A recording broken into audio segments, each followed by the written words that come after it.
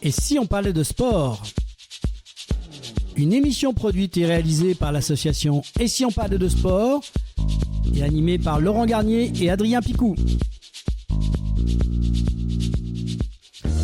Nouvelle année, nouvelles ambitions et toujours la même passion. Bienvenue dans la 135e émission de Et si on parle de sport? Ici, le sport ne se regarde pas, il se vit, il se joue à fond, il se raconte avec intensité, il se partage sans retenue. Effort, émotion, détachement, frisson. Chaque semaine, on vous embarque là où tout commence, sur les terrains, dans les vestiaires, au cœur de l'action et de celles et ceux qui font vibrer le sport au quotidien. Un grand merci à nos partenaires Samper Connect, LG Consultant et l'agence Bellombra de Bruno Hamet. À nos côtés, ils portent la même énergie, la même vision, le sport comme moteur collectif, comme source d'élan, de liens et d'avenir. Respect aussi à la Dream Team de l'association, et si on parlait de sport, animatrice, animateur, chroniqueur, consultant, une équipe engagée, passionnée, prête à s'attaquer à cette nouvelle année tambour battant. Alors installez-vous, montez le son, nouvelle année, nouveau match, coup d'envoi de l'émission 135, ensemble, et si on parlait de sport? Au sommaire de cette nouvelle émission, en première mi-temps, on vous immerge au cœur d'une légende du sport mécanique, le Dakar 2026. Des milliers de kilomètres, des nuits sans sommeil, du sable, de la poussière et une seule obsession, rallier l'arrivée. Une course née d'un rêve devenu défi extrême où l'homme, la machine et le désert se livrent un combat sans concession. On reviendra sur l'histoire du Dakar, ses grands champions, ses exploits et ses drames. On décryptera le parcours 2026, l'un des plus longs et plus exigeants de ces dernières années, ses étapes clés, ses pièges et ses chiffres impressionnants. Et puis on parlera de celles et ceux qui seront au départ, les favoris, les outsiders, les hommes, les femmes prêts à repousser leurs limites. Le Dakar, ce n'est pas qu'une course, c'est une aventure humaine, une épreuve de caractère, une légende vivante. Première mi-temps, et si on parlait de sport, c'est maintenant. Et en deuxième mi-temps, place à l'histoire d'un parcours intense, fait de rêves, de buts, de renoncements et d'un nouveau départ. Dans quelques instants, nous accueillerons une figure du football féminin français, Valérie Gauvin, internationale tricolore, ancienne buteuse du Montpellier Hero Club Sport Club, passée par l'Angleterre et les États-Unis. Elle a connu les sommets du football professionnel.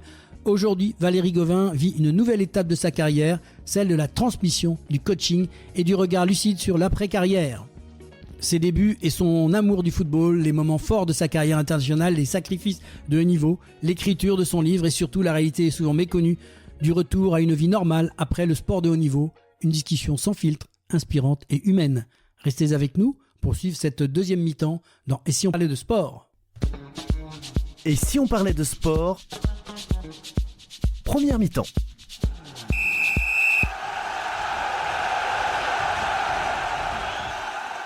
Retour sur le plateau de Et si on parle de sport, et aujourd'hui, on vous emmène dans le désert, là où la poussière, le sable et l'aventure écrivent chaque année l'une des plus grandes légendes du sport mécanique. Le Dakar 2026 se déroule du 3 au 17 janvier en Arabie Saoudite et promet une édition spectaculaire, exigeante et plus longue que jamais. Mais avant de parler de 2026, impossible de ne pas revenir sur l'histoire de ce Dakar. Le Dakar, c'est bien plus une course, une aventure. Comment tout a commencé? Eh bien, Adrien, tout a commencé finalement en 1977, c'était il y a plus de 40 ans. Thierry Sabine, alors, participait à un rallye Abidjan-Nice lorsqu'il se perd seul en moto dans le désert libyen. Il frôle le pire, mais il est sauvé in extremis. De cette expérience extrême, il revient profondément marqué par la peur bien sûr, mais surtout par la beauté brute et fascinante du désert. À son retour en France, une idée ne le quitte plus, faire découvrir ces paysages et cette aventure au plus grand nombre. Thierry Sabine imagine alors une course totalement nouvelle, un parcours hors norme au départ de l'Europe, passant par Alger, Agadez et pour s'achever à Dakar au Sénégal. Très vite, le projet prend forme. Le Paris-Dakar ouvre alors les portes d'un monde alors inconnu pour le sport automobile.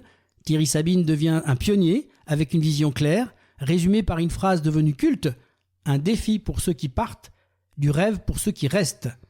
Et le 26 décembre 1978, depuis la classe du Trocadéro à Paris, le premier Paris-Dakar s'élance. C'était il y a plus de 40 ans et la légende était en marche. Et Adrien, j'étais à ce départ à l'époque. Malgré les changements de continent, l'ADN reste le même? Exactement, que ce soit en Afrique, en Amérique du Sud et aujourd'hui en Arabie Saoudite, le Dakar reste la course où rien n'est jamais acquis. Et quand on parle du Dakar, on pense aussi aux légendes. Mais impossible, bien sûr, Adrien, de commencer sans citer un Stéphane Peterhansen, surnommé Monsieur Dakar.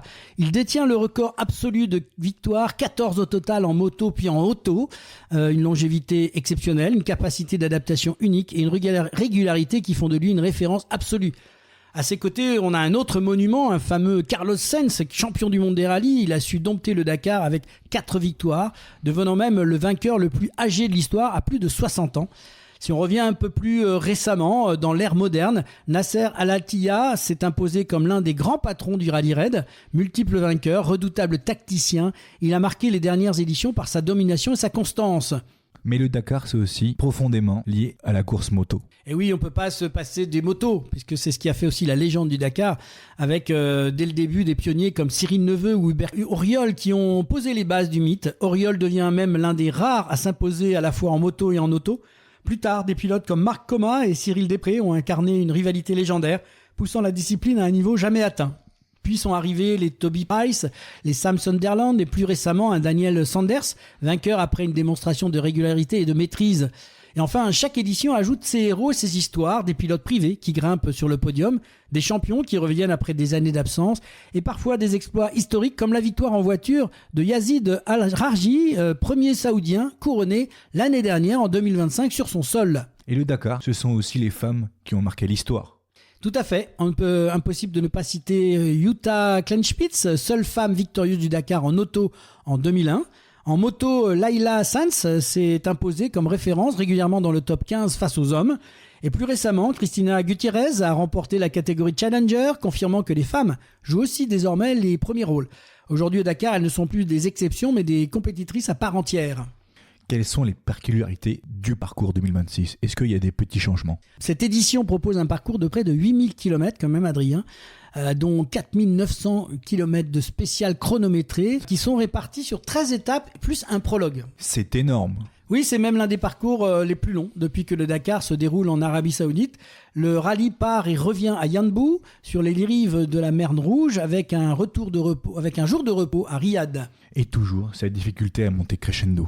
Oui, exactement. L'organisation a voulu un Dakar très équilibré avec des étapes longues, du sable, des dunes, mais aussi des zones de navigation très complexes. 2 étapes de marathon sont prévues et les concurrents devront gérer seuls leur mécanique sans assistance. Quel type de véhicules seront au départ ? C'est ce qui fait la richesse de l'épreuve. On retrouve bien sûr un mélange avec des motos, des autos avec plusieurs catégories. Les Ultimate, les Challenger et les SSV. Les Ultimate étant les voitures les plus performantes, celles qui vont jouer la victoire, avec bien sûr des professionnels. Les camions, véritables monstres du désert. Quand on voit ces camions dans les dunes, c'est assez impressionnant de voir ces gros véhicules passer les dunes de sable comme on peut le voir sur les images. Et puis le Dakar classique qui lui est réservé aux véhicules historiques, une épreuve de régularité pour des véhicules historiques. Je crois aussi qu'il y a une nouvelle nouveauté pour 2026.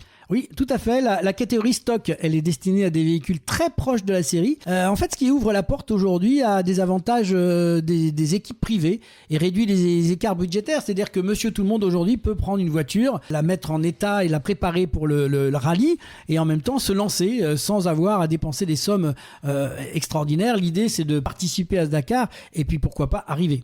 Combien de concurrents au départ pour cette édition 2026 ? On a recensé 325 véhicules qui sont engagés, dont 118 motos et 207 autocamions. On y trouve aussi près d'une centaine de véhicules historiques pour le Dakar classique, qui veut dire que ça marche, que les anciens ont envie de revenir, qu'on peut y aller avec sa propre voiture, en la préparant bien évidemment, en ajoutant à tous les équipages et copilotes plusieurs centaines de personnes finalement qui constituent la caravane. Cela représente plusieurs centaines de pilotes, copilotes, hommes et femmes venus du monde entier. Il faut comprendre que pour faire ce Dakar, il y a bien sûr ceux qui courent, mais il y a aussi toute la logistique autour et ça représente énormément de personnes. Quand on imagine ce qui se passe sur le Tour de France, imaginez ce qui se passe dans le désert pour pouvoir faire tourner cette course. De plus en plus de femmes relèvent ce défi. Tout à fait. La présence féminine progresse chaque année, aussi bien en moto qu'en auto ou en SSV. Le Dakar reste une épreuve ouverte où le courage et l'endurance comptent autant que la performance pure. On aime les chiffres, et si on parlait de sport, ce sont ceux qui marquent cette édition. Près de 8000 km parcourus, on l'a dit, pour environ 4900 km chronométrés. Ça représente donc 13 étapes, plus un prologue, 2 étapes marathon, plus de 60 nationalités représentées, avec un top 3 des nationalités. La France avec 186 participants, l'Espagne 114 et l'Italie 69. Le Dakar, c'est aussi une immense organisation avec des milliers de personnes mobilisées chaque jour. On peut dire que le Dakar est vraiment populaire du coup. Et oui, quand on compare avec d'autres épreuves, on parle bien sûr souvent du Tour de France, mais le Dakar est là depuis plusieurs années. Il a montré la voie sur les routes africaines, mais aussi en Amérique du Sud, avec des compétitions d'aventure. On s'embarque sur le Dakar en se disant est-ce qu'on va arriver au bout ? C'est toujours des histoires à raconter, de belles aventures. Est-ce que tu peux nous parler des favoris pour cette édition 2026 pardon. Oui, Adrien, je vais y aller, mais vraiment, il faut quand même savoir que le Dakar, c'est quand même quelque chose de particulier. On a effectivement des leaders potentiels, mais je mettrai bien sûr un bémol à ça, parce que le Dakar, c'est toujours plein de surprises jusqu'au dernier moment. Alors en auto, on va bien sûr suivre Nasser Al-Attiyah avec Carlos Sainz, notre Sébastien Loeb, qui, on l'a dit que c'est pour sa 10e participation, c'est son année, on va le suivre de très près, mais aussi les pilotes saoudiens qui sont très à l'aise bien sûr sur leur terrain, ils sont dans leur désert, ils sont chez eux. En moto, Daniel Sanders et Toby Price sont bien sûr annoncés favoris, il faut pas les oublier, mais il y a aussi des Français qui auront leur carte à jouer, comme notre jeune Van Beveren qui lui souhaite très bien enfin monter sur la plus haute marche du podium. Mais au Dakar, comme je l'ai dit, rien n'est jamais écrit à l'avance. Le Dakar 2026 joue aussi un rôle très important dans le championnat du monde de rallye raid. Peux-tu nous expliquer pourquoi ? C'est la 5e année consécutive. Le Dakar ouvre ce qu'on appelle le W2RC, qui est un championnat du monde de rallye raid finalement, qui réunit les concurrents FIA et FIM. Donc c'est bien l'automobile et la moto qui sont réunis sous la même bannière. C'est la première des 5 manches de la saison et clairement la plus exigeante. C'est la référence du rallye raid bien évidemment, puisque ce rallye raid a créé toutes ces épreuves qui suivent. Et c'est là que ça devient intéressant. Maintenant, on est structuré. Ce qui en fait un rendez-vous attendu et surtout stratégique. Oui, le Dakar rapporte le plus de points dans cette compétition. Être bien classé à l'arrivée de Yambou le 17 janvier permet de lancer idéalement sa course et sa saison. Mais le W2RC se joue sur la durée. Avec près de 40 jours de course au total, la régularité est essentielle. Et le calendrier 2026 réserve de nouvelles nouveautés. Oui, des nouveautés, Adrien, tu viens de le dire, avec le Dakar, le championnat ira au Portugal sur des pistes rapides, puis en Argentine avec le Desafio Ruta 40. On aura aussi le Rallye du Maroc qui servira ensuite de préparation idéale avant une grande finale inédite qui se jouera dans les dunes de l'Abu Dhabi Desert Challenge, un championnat mondial qui promet un suspense total. Voilà, c'était un peu le débrief que l'on voulait vous faire, une présentation de ce Dakar pour les non-initiés, qu'ils découvrent un petit peu ce qui se passe et que vous pouvez suivre sur vos écrans en ce moment, qui se déroule. Une aventure humaine, une aventure d'hommes et de femmes dans ce désert, à la découverte d'une superbe compétition avec de très belles images. On vous encourage bien sûr à regarder ça, organisé par ASO.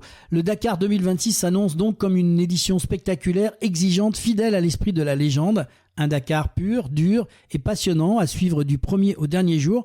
C'était, si on parlait de sport, spécial Dakar. On se retrouve dans quelques instants pour la deuxième mi-temps de l'émission avec Valérie Gauvin. Ne bougez pas, c'est la mi-temps. Retour rapide au vestiaire. On reprend son souffle. À tout de suite dans Et si on parlait de sport ? Et si on parlait de sport ? Mi-temps.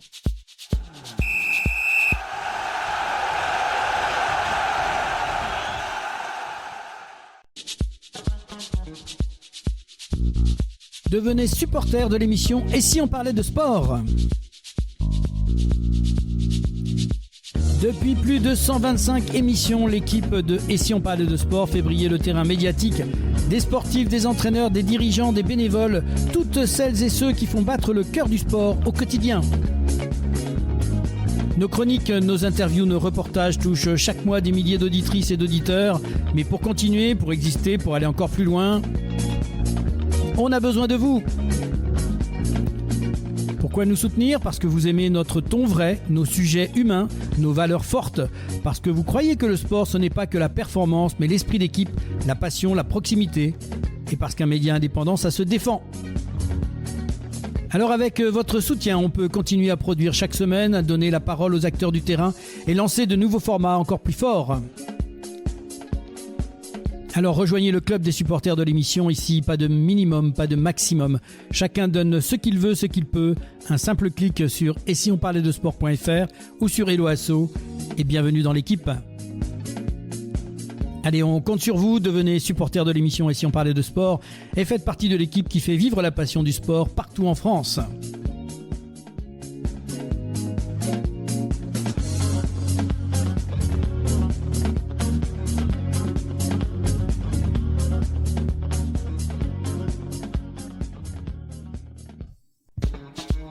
Et si on parlait de sport?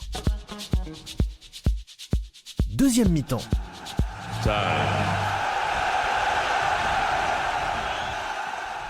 Et retour sur le plateau de Et si on parlait sport. Aujourd'hui, nous avons le plaisir de recevoir une invitée de choix, une grande figure du football féminin, Valérie Gauvin, qui est internationale française, buteuse redoutable, joueuse au parcours XXL. Elle est passée par Montpellier, Everton, elle a même été aux États-Unis et qui est maintenant à la recherche d'une suite de sa carrière. Et elle vient nous en parler aujourd'hui. Valérie, bonjour. Bonjour Laurent. Bonjour Laurent. Alors, Bonjour, avec Adrien, on va te passer sur le grill.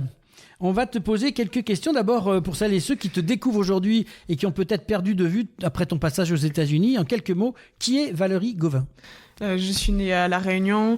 Voilà, ça fait depuis l'âge de 4 ans et demi que je suis venue en métropole avec ma maman et ma sœur.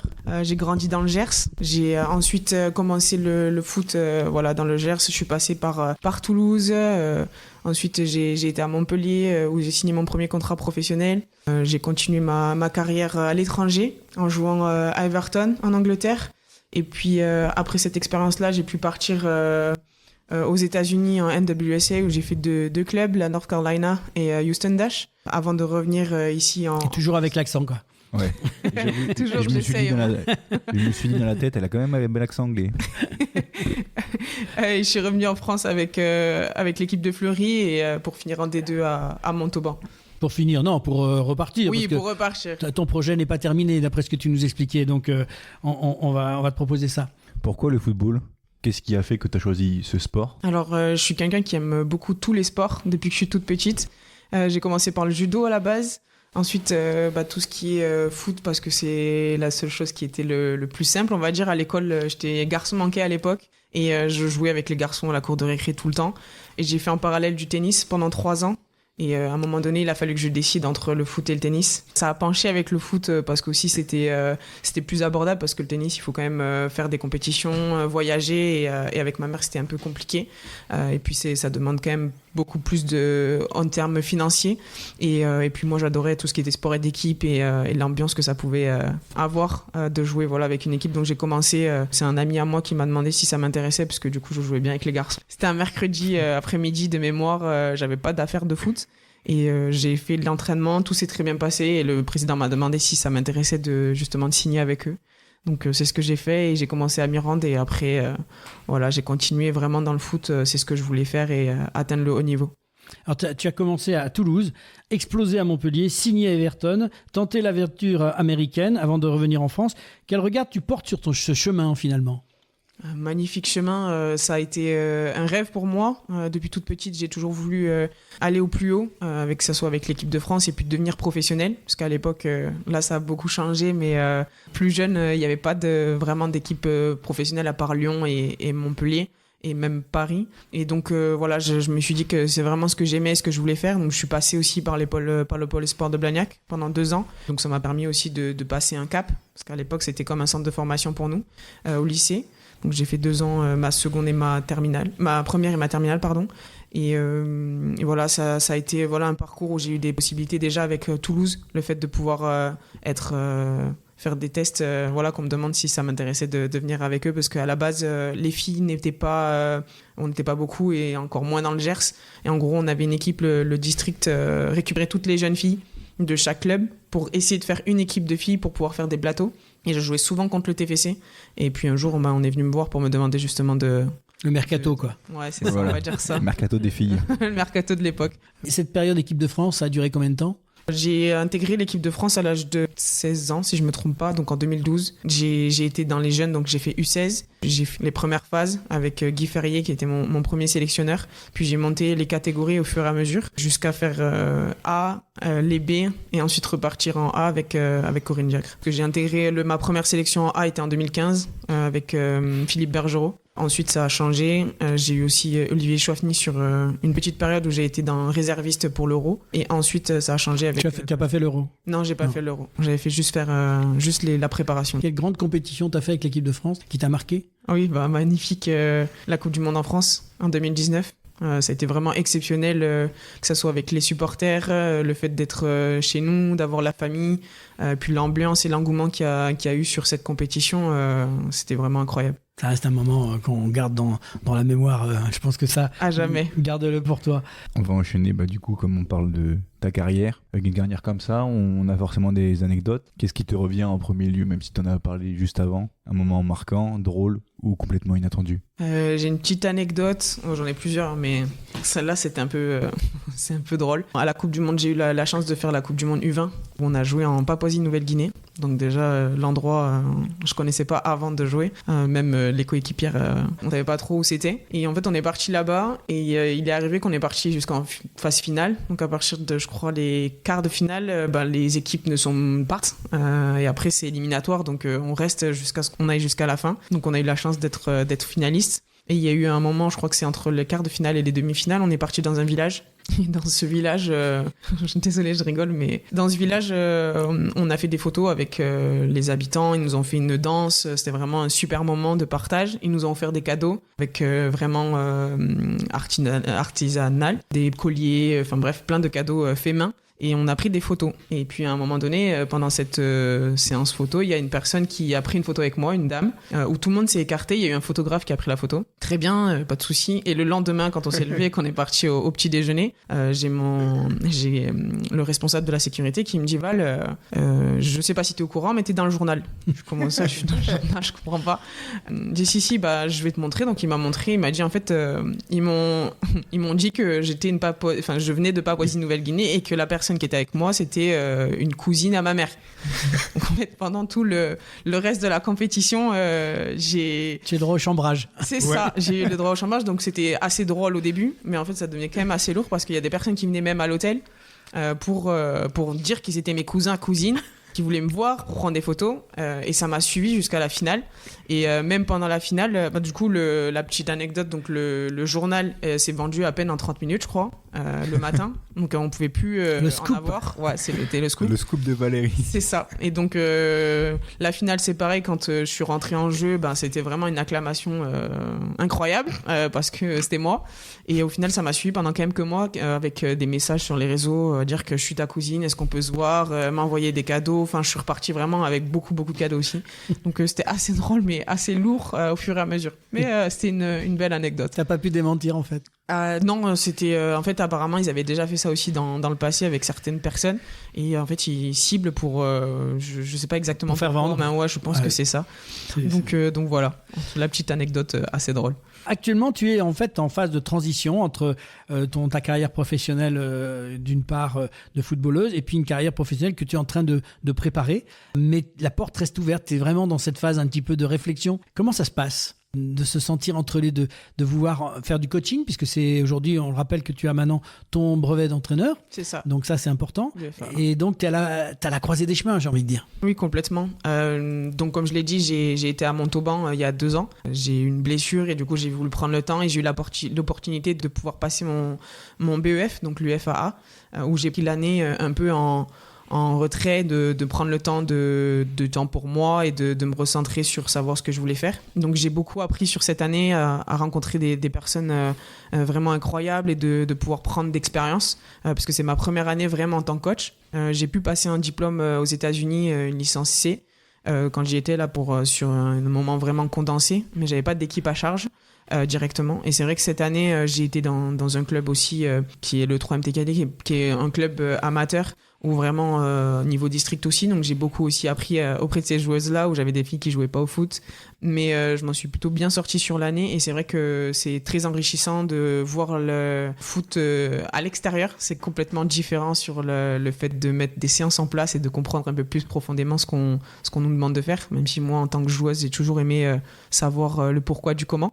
Et en tout cas de pouvoir essayer de transmettre tout ce que j'ai pu apprendre à l'étranger, la vision qui est complètement différente en termes de football et de mentalité. Et aussi je suis un peu entre deux parce que j'ai fait aussi de mes études en parallèle à Montpellier durant mes 4 ans. Donc j'ai un master, un équivalent master 1, en tout ce qui est organisation d'événements, marketing, tout ce qui est management.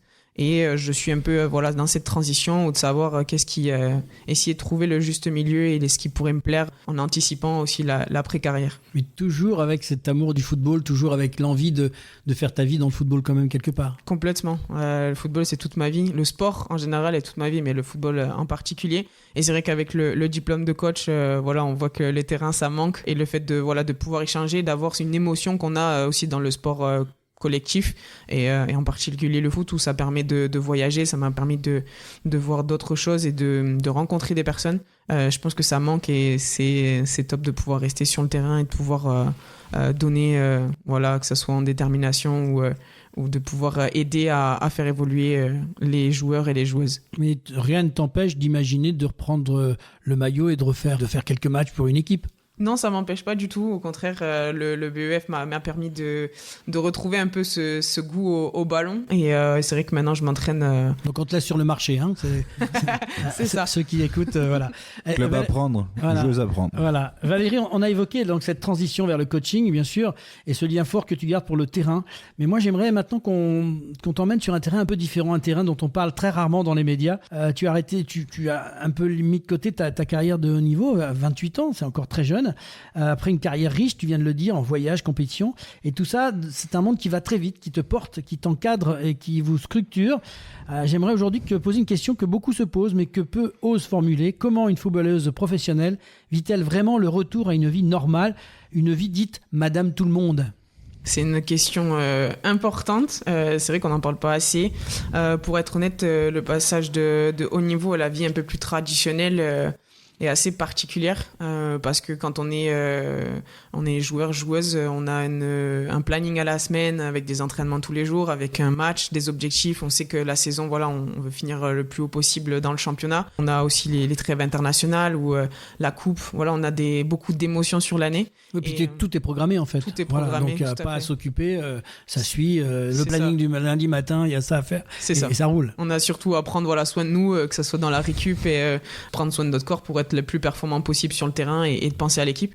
Et c'est vrai que quand on arrête, ou du moins qu'on met en stand-by, c'est autre chose. Il faut réussir à trouver une activité, savoir ce qui nous plaît, trouver des nouveaux objectifs pour pouvoir avancer.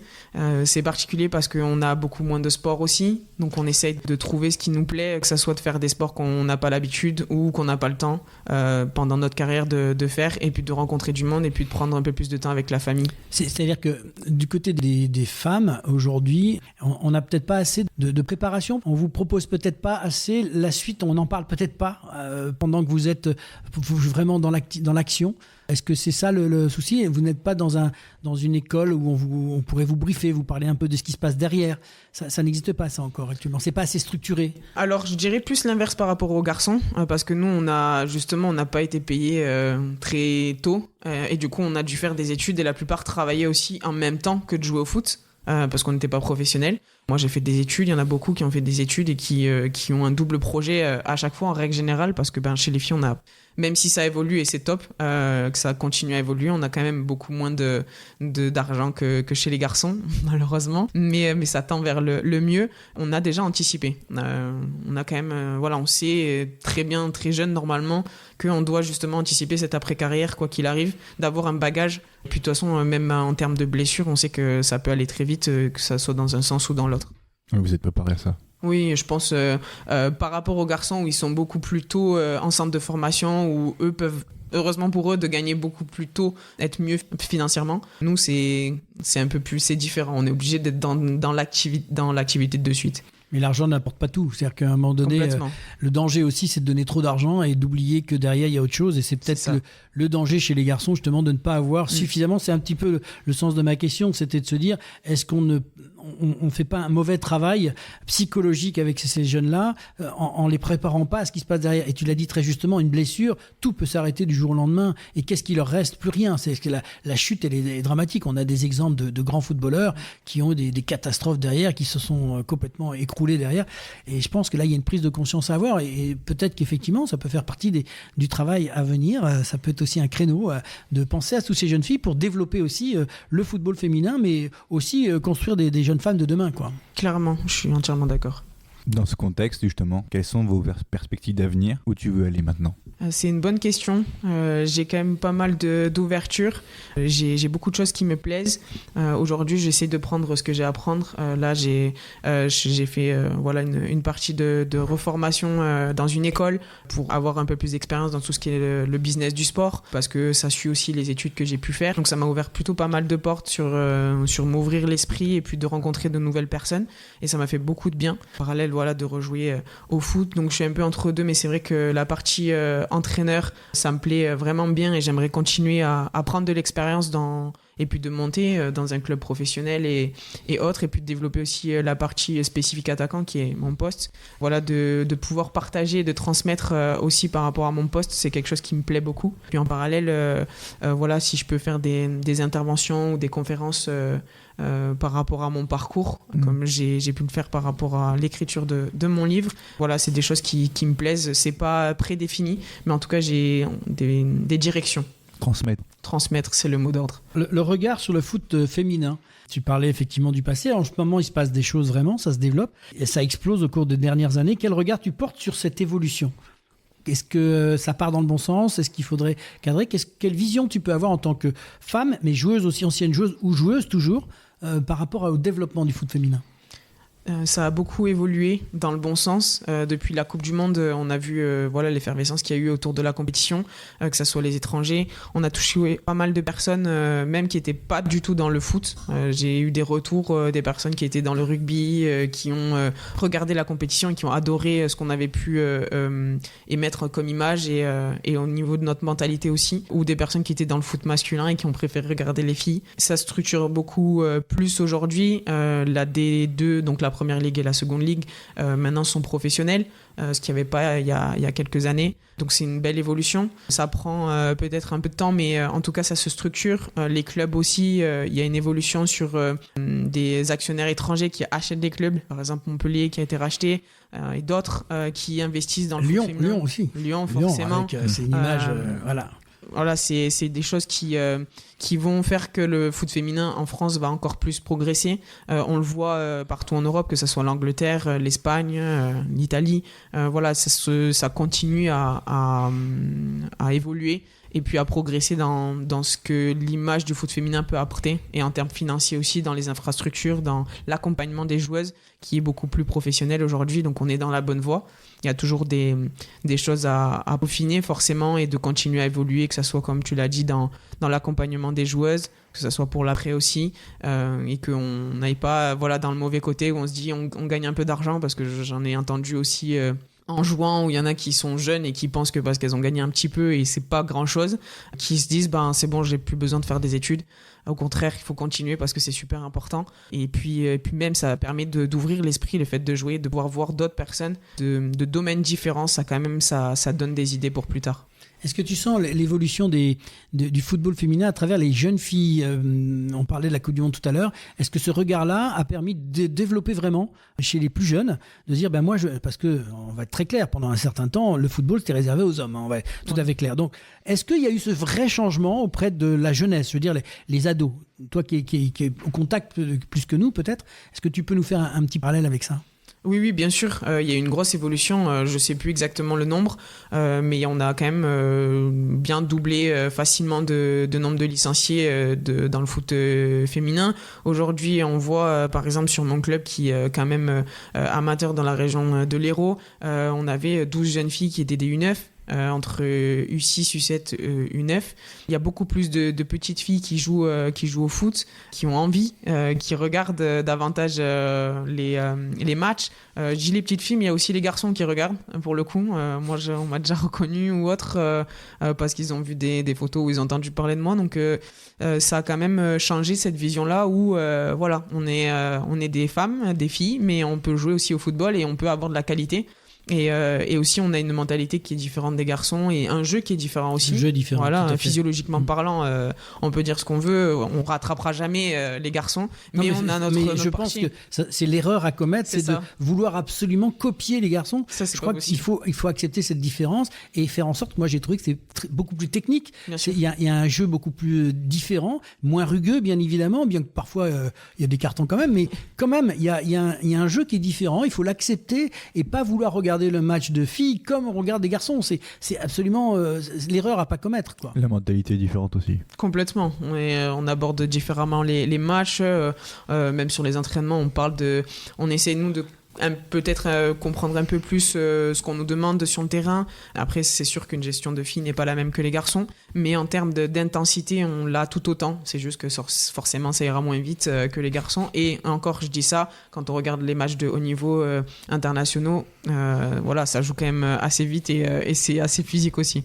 Tu as publié un livre magnifique, très authentique. Pourquoi ce besoin d'écrire ? Merci. Ça a été au départ pour moi, je le répétais tout le temps à ma mère, ma sœur, où je disais en rigolant, j'ai tellement de choses à écrire qu'un jour j'écrirai un livre. C'était vraiment en rigolant. Et puis il y a 2 ans maintenant, j'ai eu une personne donc d'Ashbook qui est venue me demander si ça m'intéresserait d'écrire un livre. Et en fait, je me suis dit, pourquoi pas. Et c'est au moment de ma blessure où j'ai pris le temps d'écrire mon livre. Tous les jours, j'étais dessus pendant 1 mois et demi à peu près, où j'ai vraiment écrit mon parcours, parce que pour moi, c'est surtout un mémoire pour avoir une trace écrite de mon parcours du début jusqu'à aujourd'hui, et puis de dire un peu des phases où personne n'est au courant, en tout cas de la partie, on va dire, off. On connaît ma carrière, mais pas forcément ce qui s'est passé plus jeune. Donc il y a des petites anecdotes, et puis j'ai voulu aussi faire intervenir des témoignages de proches, que ce soit des coachs ou de la famille, pour faire un retour sur moi, pour que les personnes aient un retour différent et de me connaître un peu plus. Et puis après accompagné de photos, pour que moi je suis très visuel et je trouve que les photos ça parle beaucoup sur des compétitions. Par exemple la Coupe du Monde aux Universiades à Gwangju en 2015 que j'ai gagné. La petite phrase, le slogan, à jamais les premières. Voilà, donc franchement c'était exceptionnel, et ça c'est quelque chose qui va rester marqué, et je voulais que ça reste au moins dans la famille. Et puis que les personnes puissent s'inspirer, si je peux donner un peu d'espoir ou autre, et des anecdotes pour donner un peu le sourire, c'est tout bénéfique pour moi. Ça s'appelle Rêve et sacrifice d'une footballeuse. Voilà, le livre, donc il est paru, il est en train de paraître, je crois. C'est ça. Et donc disponible dans n'importe où. Comment ça va être diffusé ? Alors c'est sur internet avec Dashbook. Il faut juste taper Valérie Gauvin Dashbook et il y aura un lien où on peut télécharger. Je vais y arriver. Uniquement en téléchargement. Non. Il va être aussi. Non. Alors ouais. c'est juste la commande. D'accord. En tout cas, c'est un livre vraiment en page, vraiment un livre physique. Voilà, pour ce début d'année 2026, n'hésitez pas donc à vous procurer ce livre Rêve et sacrifice d'une footballeuse, et ça nous promet de belles histoires, en tout cas de la part de Valérie. Si tu avais un dernier message à envoyer à tous ces jeunes sportifs qui nous écoutent, ça serait quoi ? Ça serait quoi qu'il arrive, de rester concentré sur ses objectifs. Il va y avoir des hauts et des bas, des obstacles plus ou moins difficiles. Mais il faut savoir s'entourer et de prendre de l'énergie avec sa famille, et puis de rester concentré sur ce que vous êtes capable de faire, parce qu'il y a des personnes malheureusement qui soit seront jaloux ou voudront trouver les moyens de vous faire sortir de votre chemin. Mais en tout cas, il ne faut pas les écouter. Il faut, si vous êtes conscient de vos qualités, même si c'est dur, rester concentré sur ses objectifs et de se donner les moyens de pouvoir les atteindre. Merci Valérie pour cette sincérité, cette énergie, ce parcours inspirant. Ton histoire est celle du talent, du courage, mais surtout de la résilience. Dans le football comme dans la vie, il y a des buts, mais il y a surtout des rebonds. Quand on a la passion, la deuxième mi-temps de la vie peut être encore plus belle que la première. Merci beaucoup. Merci Valérie. Merci à vous deux. Merci Valérie, merci aux auditeurs. Et rendez-vous la semaine prochaine pour un nouvel épisode de Et si on parlait de sport ? Et si on parlait de sport ? Fin du match. C'est la fin du match de cette 135e émission de Et si on parlait de sport. Un grand merci à notre invité du jour, Valérie Gauvin. Merci pour ta voix, ton parcours, ton témoignage et ta passion. Merci à vous tous, auditrices, auditeurs fidèles. Continuez à liker, commenter, partager et surtout à vous abonner à notre chaîne YouTube. C'est vous notre moteur. Merci à nos partenaires, LG Consultants, Semperconnect, l'agence Bellombra avec Bruno Hamet. Vous aimez Et si on parlait de sport, passez de l'autre côté du micro et devenez aussi membre ou supporter de l'association. Parce que Et si on parlait de sport, ce n'est pas qu'une émission, c'est une communauté de passionnés qui fait vivre le sport sous toutes ses formes. En nous rejoignant, vous aidez à valoriser ses acteurs, à raconter ses plus belles histoires et à faire grandir cette aventure collective. Rejoignez-nous dès aujourd'hui et faites battre le cœur de sport avec nous. On se retrouve très bientôt pour un nouveau numéro de Et si on parlait de sport, votre rendez-vous où la passion du sport se conjugue toujours avec humanité. À très vite et d'ici là, continuez à vivre le sport autrement.